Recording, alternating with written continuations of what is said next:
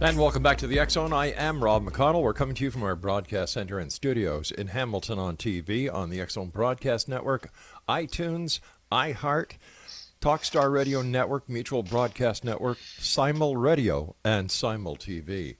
If you would like to send an email, xzone at xzoneradiotv.com on all social media sites, X Zone Radio TV. And to find out about the programming on the X Zone Broadcast Network that we have 24/7, 365, visit xzbn.net.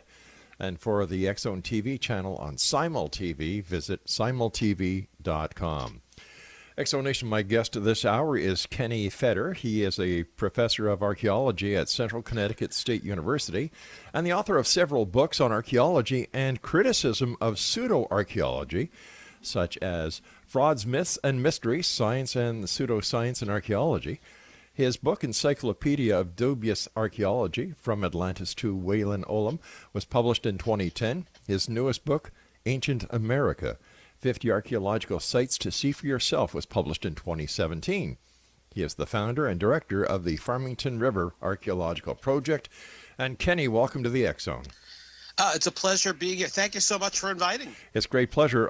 This is one of my favorite topics. Oh, great. So I'm really looking forward to sharing the next hour with you and the X Zone Nation. First of all, how did you get involved in archaeology, and what was your draw to this more than fascinating topic? I have to admit that I was initially drawn to archaeology when I was just a little kid. Mm-hmm. I was 4 or 5 years old. And I decided at that point, I knew what I wanted to be when I grew up. Right. Rob, I wanted to be a dinosaur. I wanted to grow up and be a Tyrannosaurus Rex. And then when I found out, well, no, you really can't become a member of an extinct animal species, Mm-hmm. I was pretty heartbroken.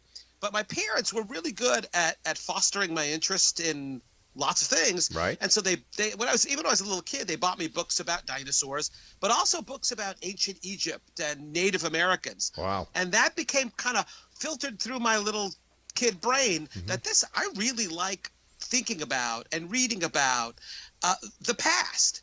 It's like an interesting place to visit.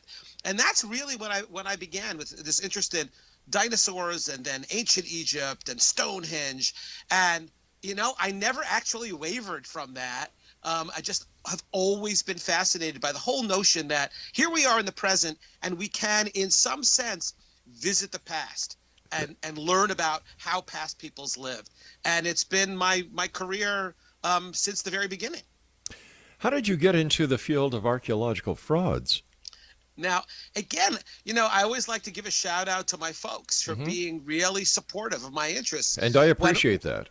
Yeah, for real. Yeah. When I was a little kid, my parents, we didn't have a lot of money. My dad was a school teacher, but they would every summer they would pack me and my sister Mm-hmm. into the car, and we would drive. We would take trips up to Canada, for example, to Quebec, to Sturbridge Village in Massachusetts. And one of the places they took me was an outdoor museum in New York, a place called the Farmers Museum, which is in Cooperstown, where the Baseball Hall of Fame is located. Right. Now, I wanted to go to Baseball Hall of Fame, but I also was interested in this outdoor village where the buildings were all genuinely old buildings, 1800s, Mm-hmm. that were brought there to create this imaginary 19th century farming community.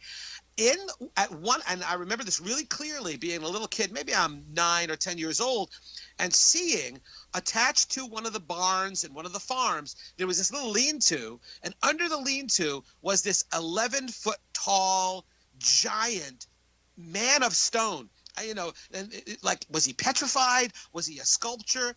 And that, in fact, was the Cardiff Giant. So my first exposure to any of this stuff, to archaeological frauds, was seeing the Cardiff Giant and reading a little bit about it there, about how this was this amazing fake perpetrated in 1869 by a farmer and his cousin who was a cigar manufacturer, and how for several months it was absolutely the most important archaeological discovery of the century, and people from all over the northeast United States, from Philadelphia and Boston and New York and even Washington, D.C., came up to New York on the train to see this amazing, perhaps he was a man petrified from before Noah's flood. Who knew?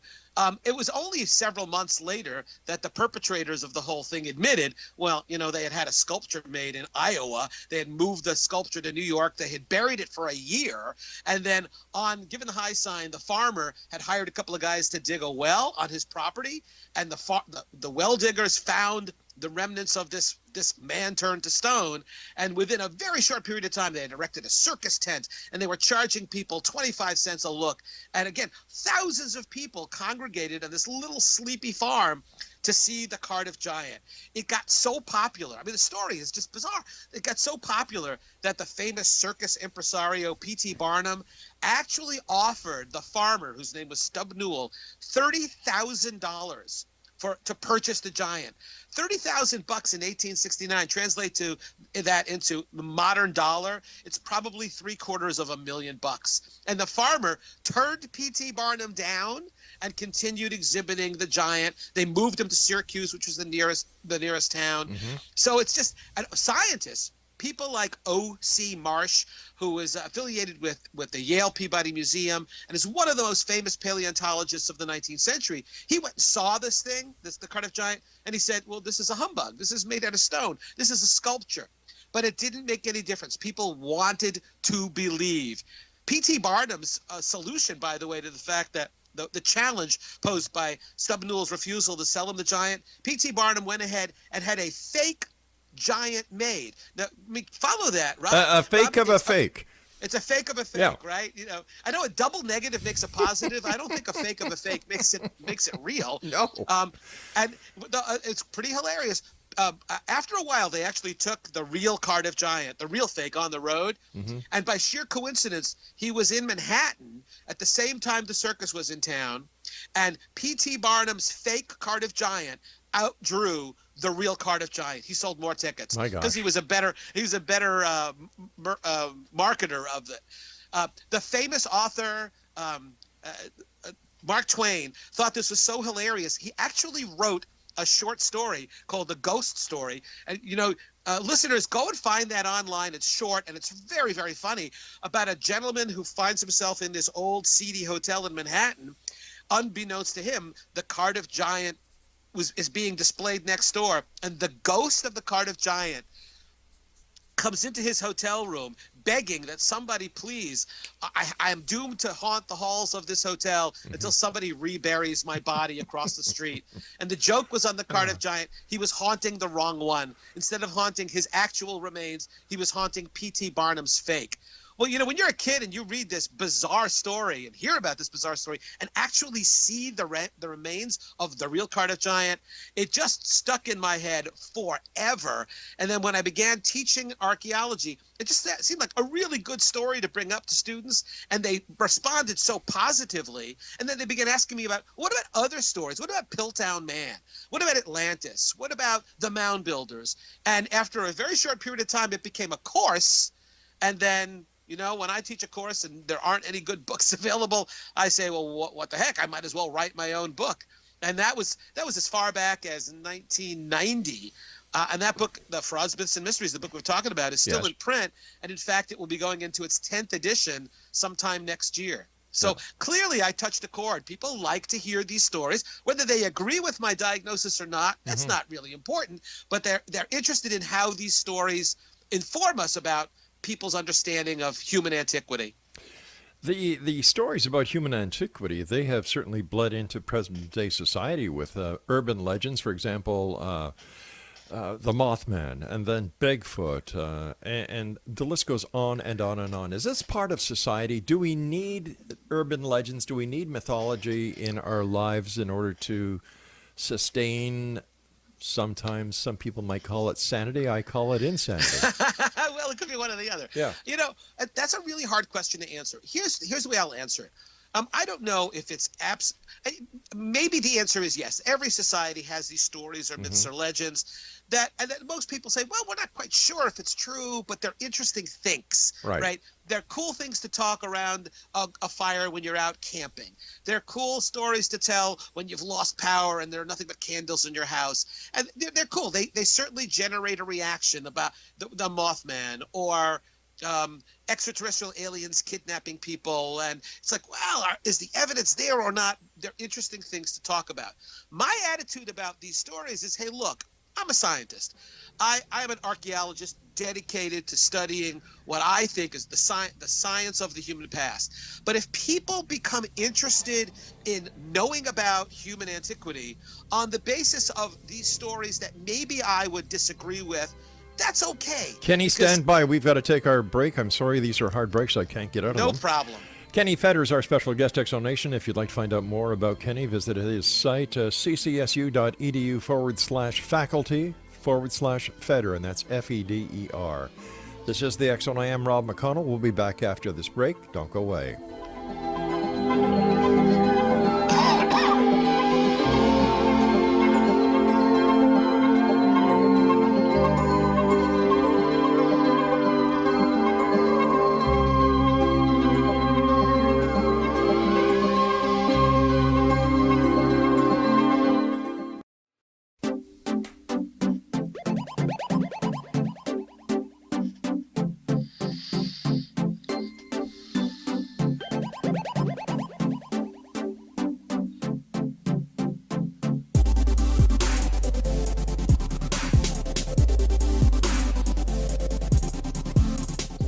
Exonation, Kenny FEDER is our special guest. His website is ccsu.edu/faculty/FEDER.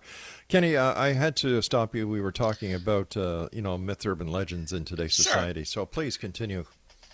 Right. So the point I was trying to make, and Rob, I apologize. I tend to prattle on, and if we had a 4-hour show, we wouldn't need any breaks. I would just keep talking. But the point I was making is, look, there are lots of disagreements about legends and myths, and where's the truth, where's the kernel of truth inside of those legends and myths. And my perspective is, look, I'm passionate about the human past, about human antiquity, and if what brings people to reading my book or emailing me or listening to one of my podcasts, if what brings them to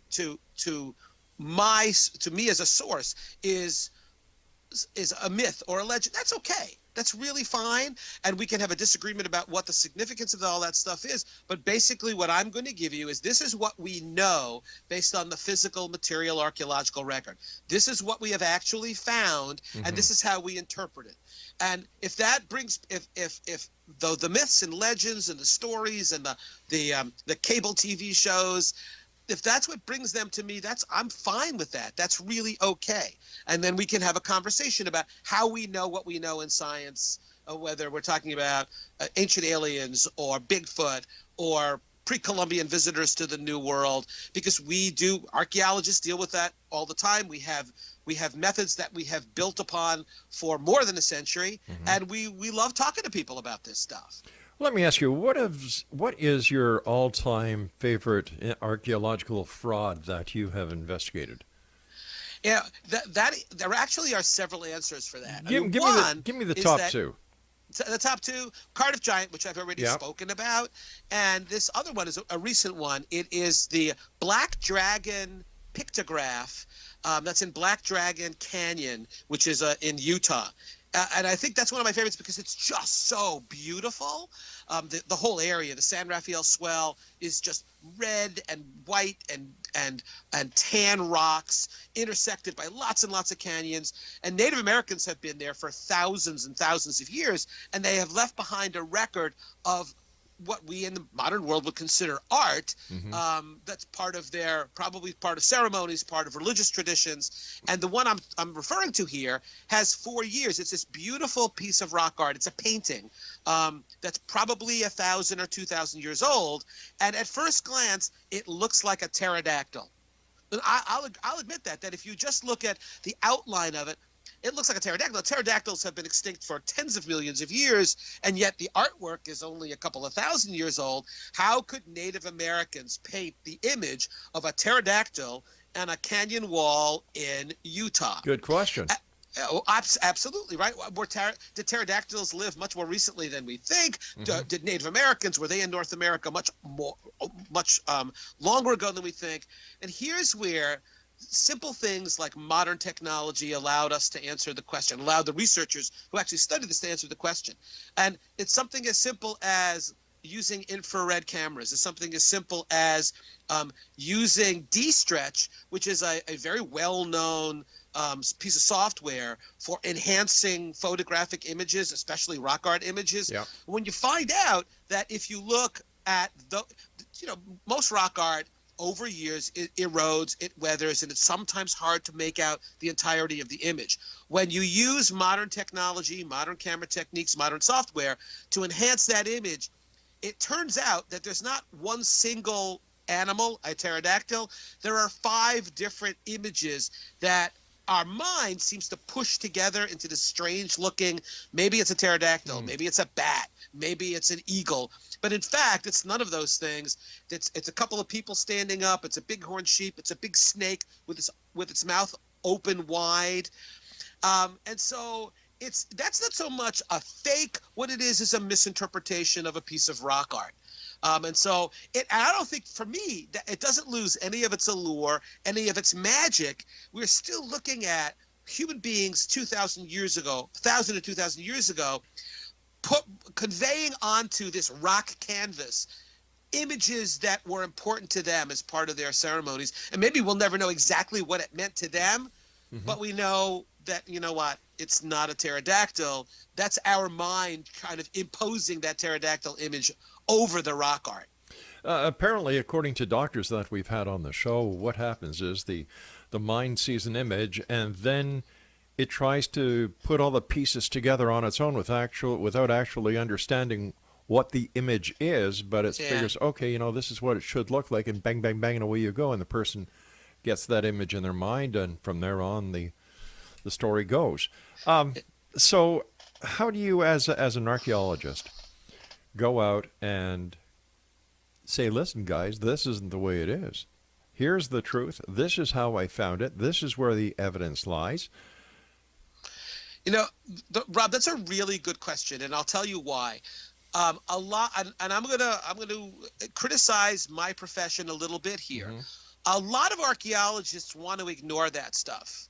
I mean, they do. That like the listeners of your broadcast, maybe they're drawn to this because of the paranormal content. And a lot of scientists, too many archaeologists say, we're not even going to talk about that stuff. We don't want to deal with that. We're going to ignore that. And I think that's a huge mistake.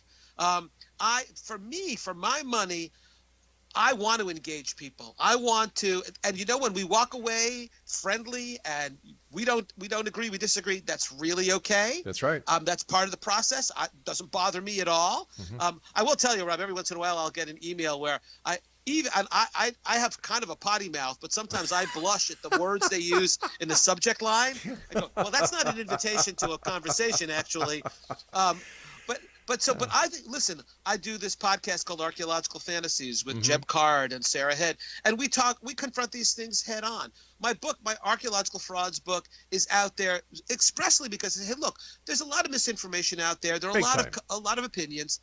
I'd like you to know here's the opinion of an archaeologist with 40 years of experience.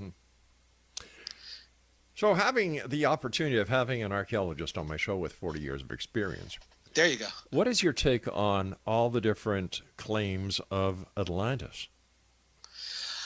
In fact, I'm glad you asked that question because there's an entire chapter about Atlantis in my book.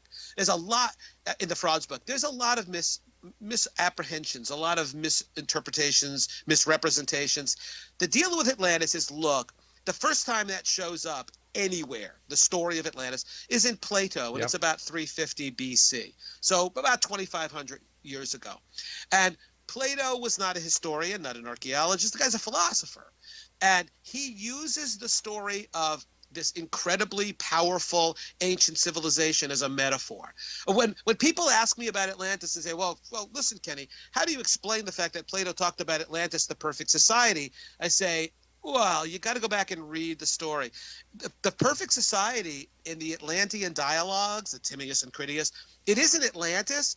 It's a mythical ancient Athens from 9,000 years before Plato, 11,000 years or more before the present.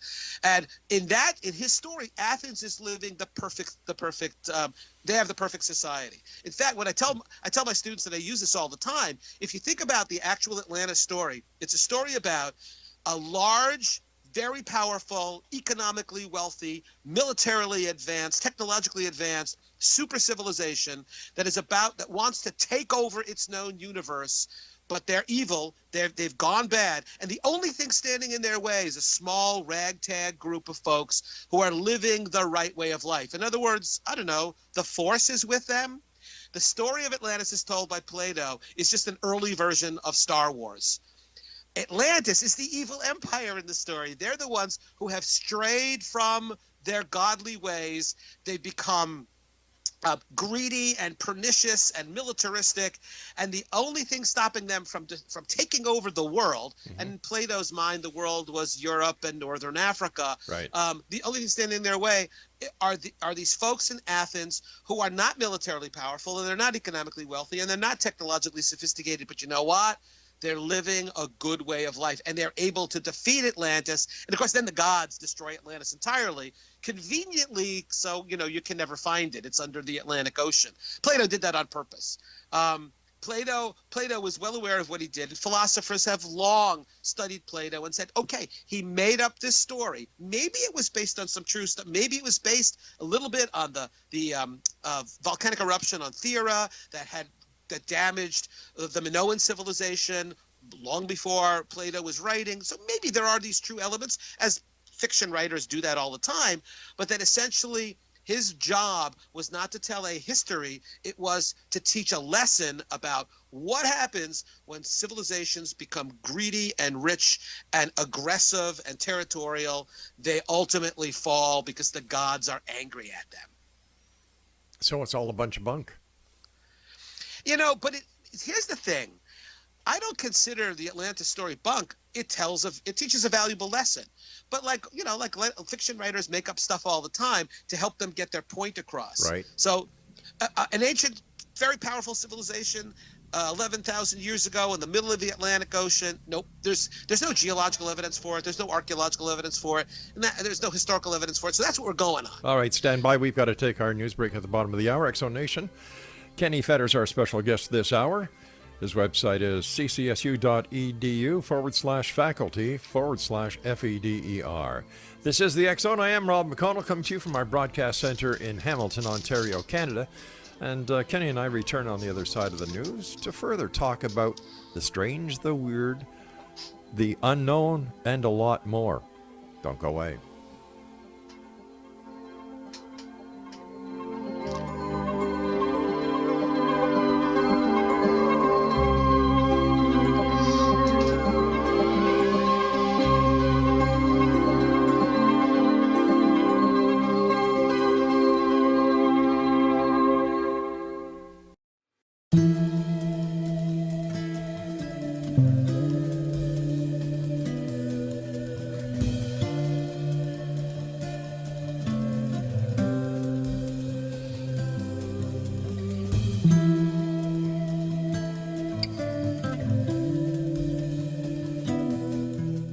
Kenny FEDER is my guest, X-Zone Nation. And Kenny, when we look at what Plato did and how society has taken it, there are books that are written on Atlantis. There are people spending money looking for Atlantis.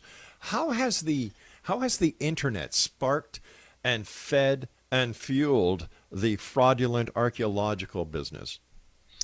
The bottom line there is that, look, before there was the internet, there are a lot of I guess you would call them gatekeepers. Mm-hmm. People had an idea about whether it's Atlantis or transatlantic travel between the old and new world or ancient aliens.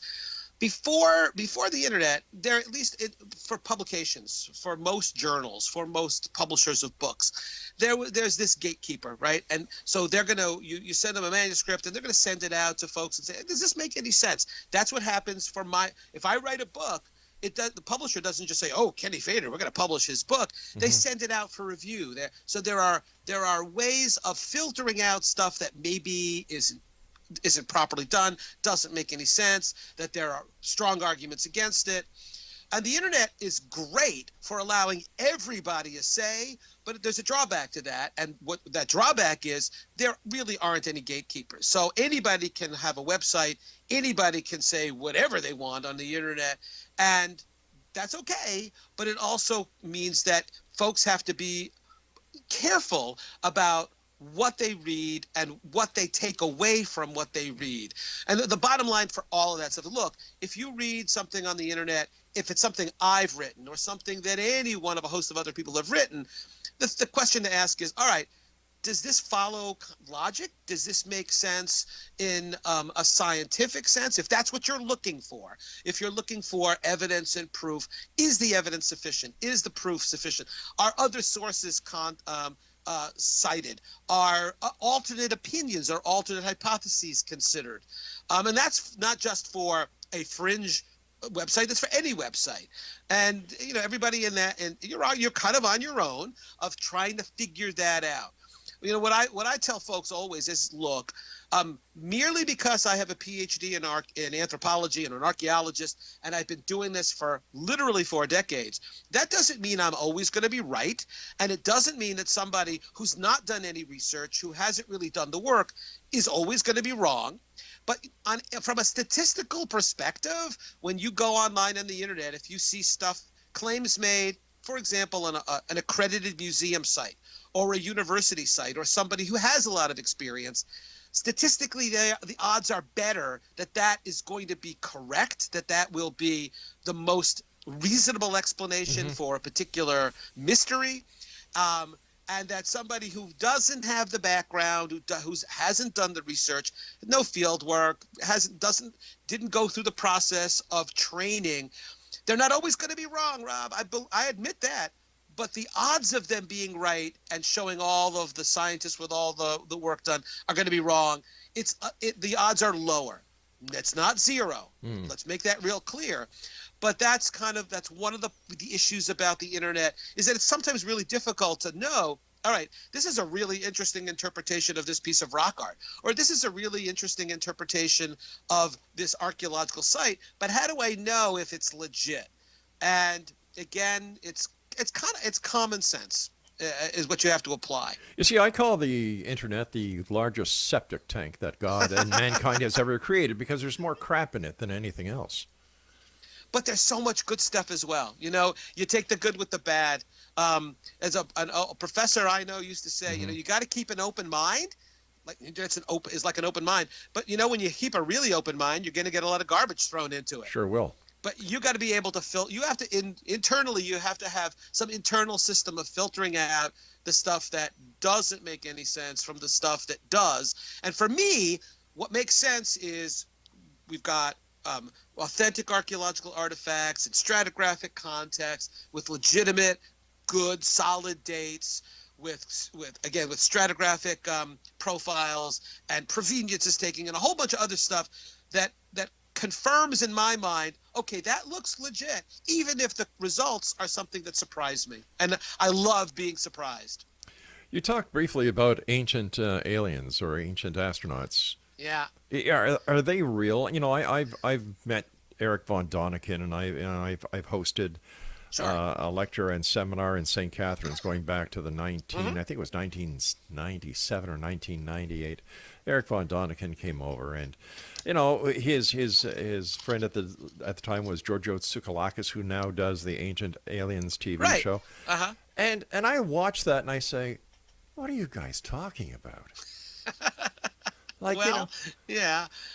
And yet there are so many people who believe it. Well, wouldn't it be cool? I mean, sometimes my party line is always, real archaeology is way more interesting. The stuff that we really know is far more interesting than what I consider the nonsense that's spewed by these folks. But the reality is, Rob, if you were to call me at 3 o'clock in the morning, wake me up from a sleep, and I'm in a stupor, and you go, come on, FEDER, wouldn't it be really cool if ancient astronauts had landed on Earth and there's evidence for it? I got to admit something to you, Rob. This is just you and me talking, right? Yeah, that would be pretty cool. That certainly would be pretty cool. But the bottom line here is, what does the evidence show? And the evidence, von Däniken, the first book, Chariots of the Gods, written by Eric von Däniken, put him on the map, very, very popular. I see there being three primary claims made in that book. And the first is really strange, which is that ancient aliens landed on Earth and actually mated with our ancestors to create the next version of human beings in an evolutionary sequence. And when people say, well, maybe he didn't mean they mated with, maybe he meant artificial stuff. In an interview that von Däniken did with Playboy back in the 70s, he said they mated. He used the word sex. Yep. He said aliens would have sex with. And the funny thing is, go to any museum and look at a reconstruction of Australopithecus or Homo habilis, and it's like they're basically upright apes. So, I don't think when Neil Armstrong, the American astronaut who first stepped on the moon, I just don't see Neil, getting busy with Australopithecus 2 million years ago to create the next step in human evolution. But maybe, just maybe, that's where the term monkeying around comes from. Oh my God, Rob! If people are going to write letters, they have to write those to you. That was not me speaking. All right, But there's the deal. I mean, in terms of for two species who both evolved on one planet, Earth, to be able to have the matching physical equipment to mate and then to produce offspring who are fertile is like. That's unheard of. There are very few. To have a species on another planet come here and even have the matching equipment to have to engage in sexual reproduction. So that's just an absurdity. But wait a sec. In the Bible, it also says the Nephilim came down and mated with the fair maidens of Earth. Yeah, well, maybe the Nephilim were maybe the Cardiff Giant was actually a Nephilim turned to stone. I think personally that von Däniken took a lot of what he talked about from the Bible and put his own spin on it, because all he was basically was an innkeeper. And I'm still trying to understand after all these years where the hell he got his credibility from. I think what's really good for Eric von Däniken is that book, Chariots of the Gods, must have been published. It was the right time. Mm-hmm. It was people were searching for something to maybe explain where we fit into the greater cosmos. And you know what? I understand that, thinking that we are the product, we are star children.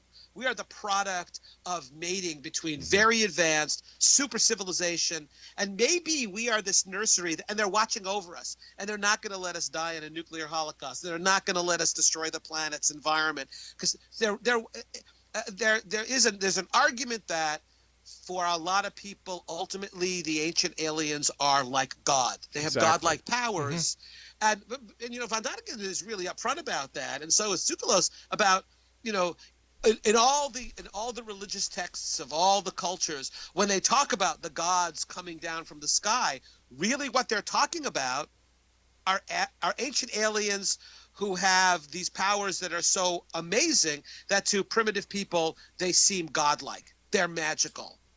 And I think it was Arthur C. Clarke, the science fiction author, who said that for any group of people coming into contact with an advanced civilization, the abilities of that ancient civilization would appear to be magic.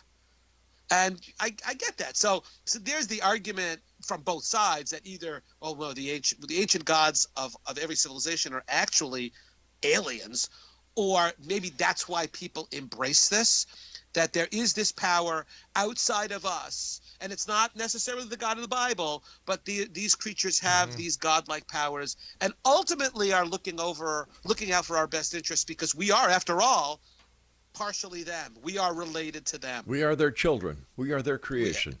Yeah, exactly. I guess. We are their missing link, because another metaphor would be is that if the ancient aliens did have sex with monkeys or earlier,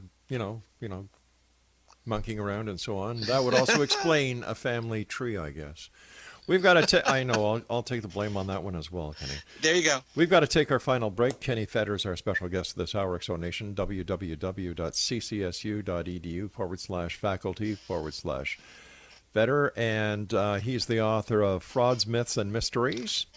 And we're going to talk to Kenny about how we can get copies of his books and what he's doing in the future. And we'll I've got a question or two to still ask him, and we'll both be back on the other side of this break as we continue here in the X Zone from our broadcast center and studios in Hamilton, Ontario, Canada. And to watch us on Simul TV, the X Zone TV channel is Channel 21.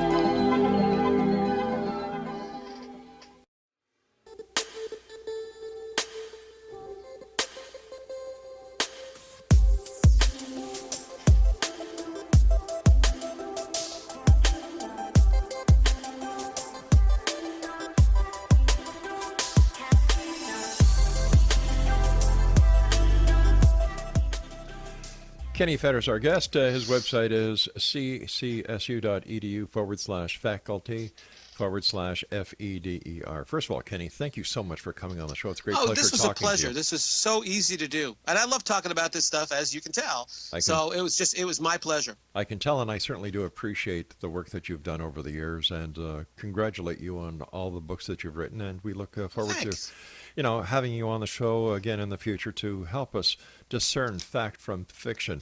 But speaking about that, he says, with an ulterior motive in mind, sure. All the archaeological sites around the world that we believe are taught to be true.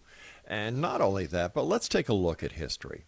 Kids in school today are still being taught that Christopher Columbus discovered America. Oh, we know he didn't. We know that he was one of the people that came over here. Mm-hmm. I often wonder how different history would be if the truth was taught compared to what academia wants us to know. Well, there's some subtle lines there. But let me answer that this way. Look, the deal here is that scientists are all about knowledge and evidence. And that wherever the knowledge and evidence takes us, that's the direction we ultimately go in. And, scientists are people. They have preconceptions. They have biases. The thing is, when you brought up Columbus. When I teach my classes, I ask kids the same question. I ask them, what's the oldest, the oldest continuously occupied settlement in North America? And students in the Northeast will say, oh, Plymouth. Or they'll know that Jamestown is older. Or maybe they'll know that St. Augustine in Florida, Spanish settlement, is older. And I tell them, whichever one of those answers they give me, I say, no, wrong. There are today Native American communities that have been continuously occupied for more than 1,000 years.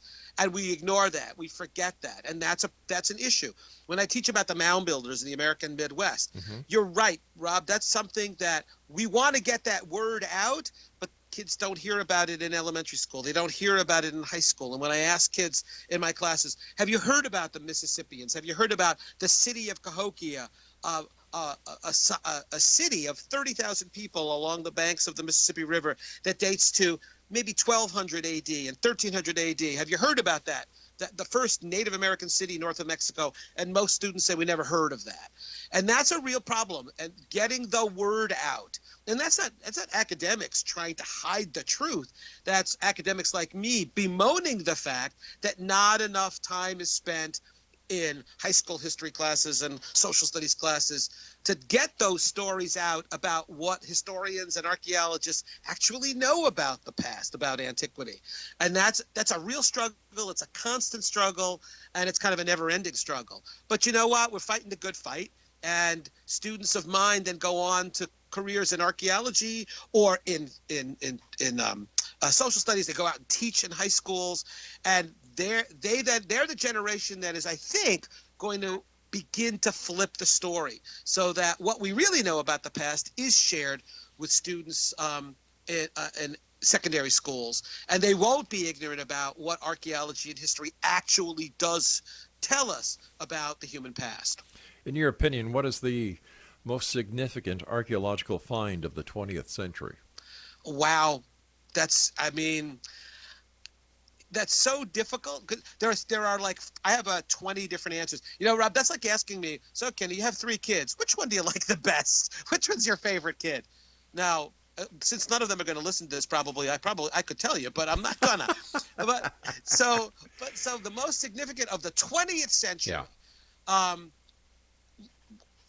Let's one of them. There's a whole bunch of them. All right, just name a few off. All right, Lonceau Meadow. Lonceau Meadow is a Canadian site in Newfoundland that finally, categorically, definitively shows that the Norse were living in North America at least 500 years before Columbus. Now, there's other evidence of the Norse presence in North America. I'll grant you that.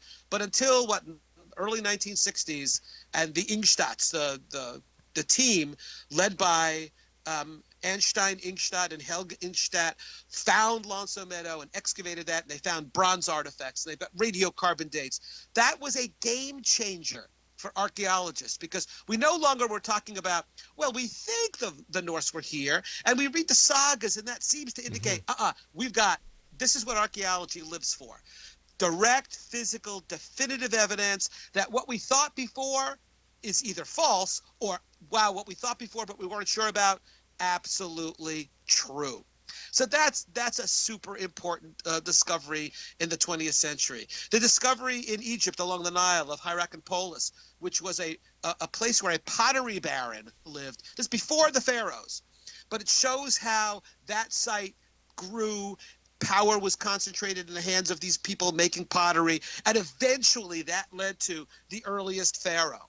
And so that was super important, because the pharaohs don't just show up in antiquity. There's got to be a background. There's got to be context. And sure enough, that discovery was made. And now we know it's, again, a game changer. Now we know what the context was for the development, the evolution of the Egyptian state, the Egyptian civilization.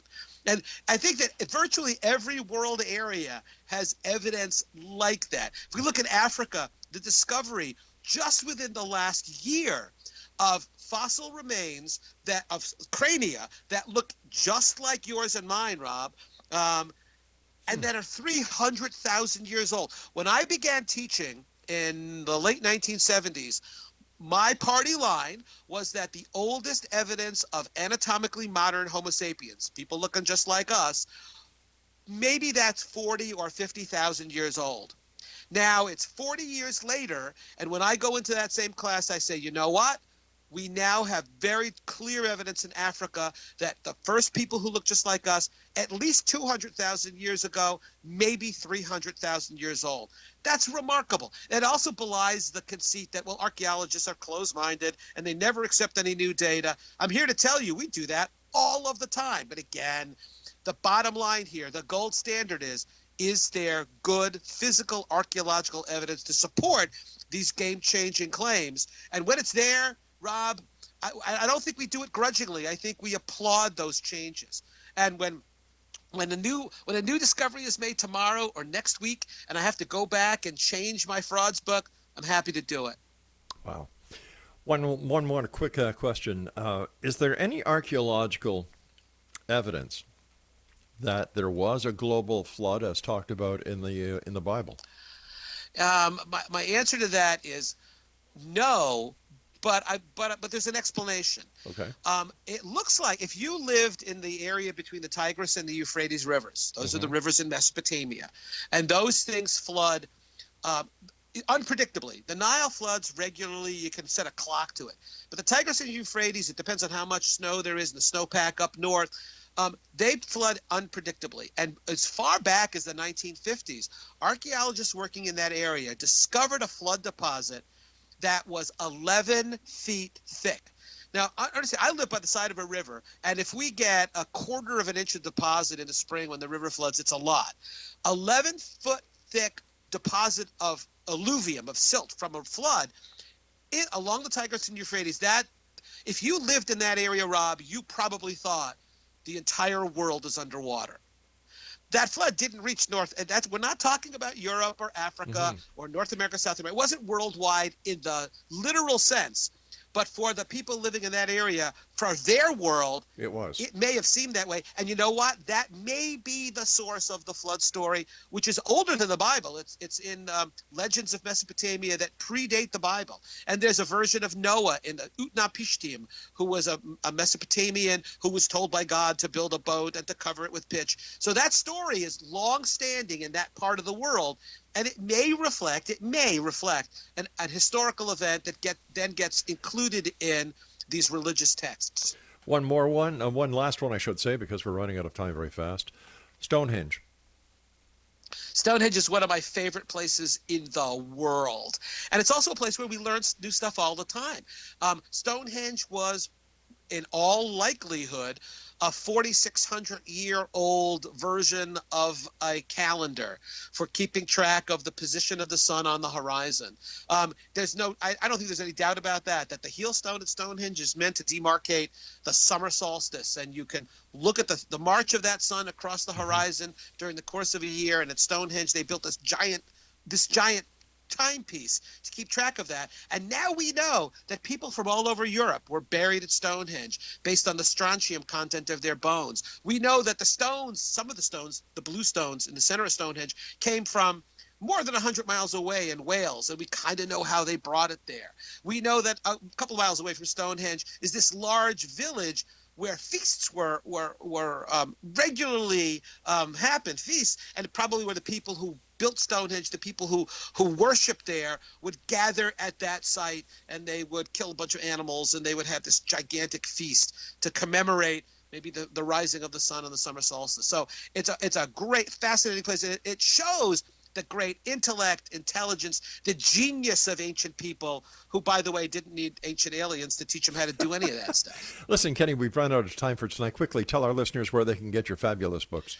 All right, you can get my fabulous books at Amazon, Amazon.com, my frauds book, my dubious archaeology, some of my textbooks. And right this minute, I am kind of combining my frauds book with my Ancient America book, which is visiting sites, a new book called Archaeological Oddities, in which some of the places we talked about today, that you can visit these places and see for yourself the strange, weird, and odd archaeological sites in North America anyway. Kenny, thanks very much for joining us, and we'll have you back in the future because we still have so much to talk about. Until then, take care of yourself, my friend. A real pleasure. Thank you so much for inviting me. You take care, sir. And once again, Exonation, you can visit Kenny online at ccsu.edu/faculty/FEDER. I'll be back on the other side of this break. This is the X Zone. I am Rob McConnell. Don't go away.